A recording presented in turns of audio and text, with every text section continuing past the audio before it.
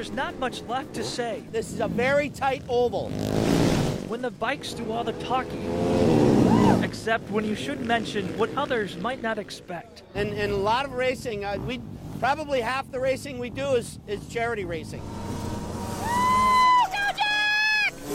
And we'll get to the cause just as soon. I'm more scared of people hitting you or taking somebody out. As Joey Haupt makes it to the main event. Everyone wants to get a closer look. On Sunday, bond with each other. Wilson Park brought back a sporting event that was put on ice more than 30 years ago. Motorcycle ice racing. This is great. Isn't this awesome? Look, this is my friend Mark. Oh, hello. He's awesome too. Haupt remembers those days, but only started racing his 125 Yamaha a few years ago. Yeah, I learned when I was 50. They've got 1,000 modified sheet metal screws in the rear tire, about 800 ice racing screws in the front tire. He competes in the 40s plus class and battled his way to the finals. I started from the second row and fought back. It was totally awesome. It was so fun. A feeling only made possible by this man. The whole idea was everybody to just come out, have some fun, Ron and Bredka. Enjoy the races. Planning the event, as it turns out, happened from Bredka's hospital bed. I'm a cancer survivor, so the High Voltage Show is presenting these ice races and is a fundraiser for cancer research. Entry fees and donations will go toward pancreatic cancer research, and the attendance Yes, go! Yeah, buddy! Woo! was far better, I would guess several thousand people, which is than Bredka ever expected. Really incredible turnout. As far as the finals, in racing it's called the main. Number 50 Joey Haupt ran into some trouble on turn 3. And Joe followed his line right up the tree. But says that matters much less when you think about what crossing the finish line really means. Nobody got hurt. For anyone fighting cancer. We could do this every other week in Milwaukee. I wish we could. I wish we would. At Wilson Park, Jonathon Gregg, Fox 6 News. Obviously, when it started, Did I cross over?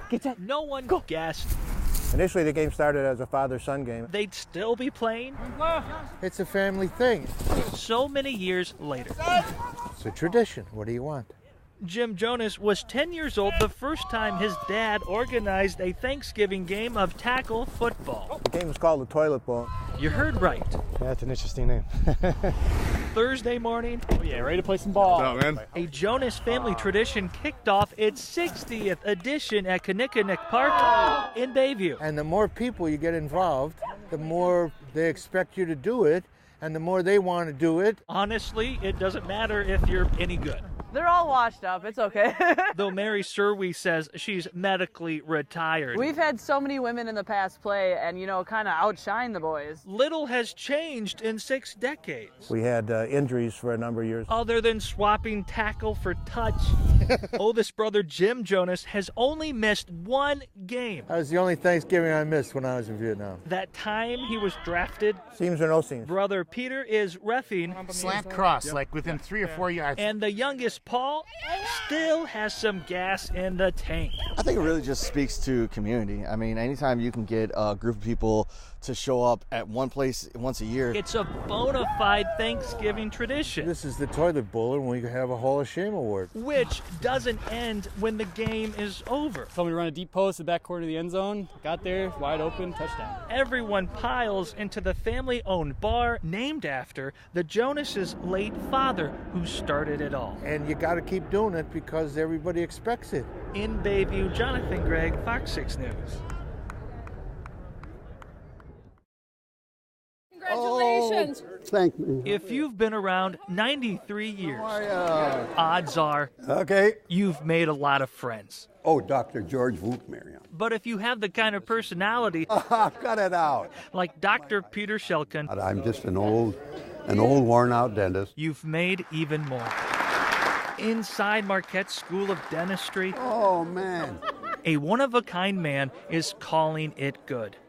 He has a strong personality, let's put it that way. That's the only reason I came here is so that They would hold me up and keep me going. If practicing dentistry for 50 years wasn't enough, Being able to relate to the students. Dr. Shelkin has taught for 30 at Marquette. Pete, I would view him as the patriarch of our dental family here in the School of Dentistry. He's much beloved by the full-time faculty, the students. On Thursday, And I have to have a picture of you two. he's the most photographed man in Milwaukee. It takes a lot of pictures to find one good one. The guest of honor at his retirement party. He's going to introduce me, and I'm going to say a couple of words. Colleagues say his impact is far-reaching. It's exponential. You know, students leave, but they never forget him. They conned me into coming here and teaching, and I'm glad they did. Being around as long as Peter Shelkin has is an achievement worth applauding. And then a new class comes, and they never forget him. And faculty come, and they never forget him. But it takes something really special to leave a legacy. This has been a marvelous place. It's been a marvelous life. God has been good to me. In Milwaukee, Jonathon Gregg, Fox 6 News. Leave it to a city like Milwaukee. We're running a little late. But who doesn't run late to their own wedding, right? To streamline your wedding day. Thought it would be a nice touch. Valentine's Day. Beerly devoted. And of course, beer. Good beer helps a marriage. Lakefront Brewery has found a way to mix all three. And all of a sudden on Facebook this popped up again, and we were like, well, we could do that. We spent a lot of time at Lakefront together. We like it a lot. For the third year, the Urban Brewery is performing wedding ceremonies for free. I think we have right now 26 couples, but that's not counting the folks who are coming in to get their vows renewed. Knew each other for probably about 3 years before we started dating, actually. Joyce Kubash and Tracy Shesso were the first to say, I do. I'm here to support my daughter. Martin Lev flew in from Boston to give away his daughter. We're married. And toast all the others. I've been looking forward to this for a while now. We've been planning it for about a month. And in addition to new love, now to continue this great fermentation, Lakefront President Russ Klisch I offer you my hand to hold forever. presided over 6 couples recommitting themselves. This is our 6th vow renewal in almost 14 years, and I still cry every time. Showing a bond can be made even stronger with a little beer. We actually had one of our first dates here. We decided this would be perfect. In Milwaukee, Jonathon Gregg, Fox 6 News.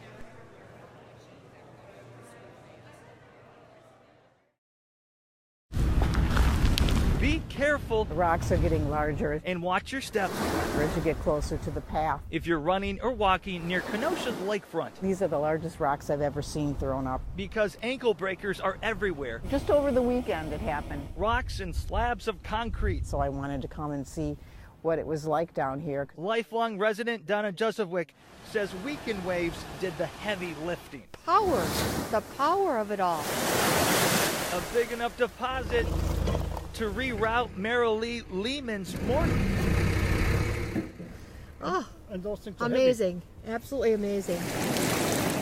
I'm down by the water. The camera is up on the bike trail, and the rocks were chucked farther than that. Rocks are back from the shore, up over the embankment. Parks Department has been clearing the mess ever since, brushing off the path as quickly as possible, using heavy machinery for the larger rocks. Mother Nature can be a brutal force. Yes, it can. Oh, I've never seen it this bad. However, as much force as the lake has, the Parks Department cleared the trails by Tuesday afternoon. Just don't go off-road. Look at the size of them. In Kenosha, Jonathon Gregg, Fox 6 News.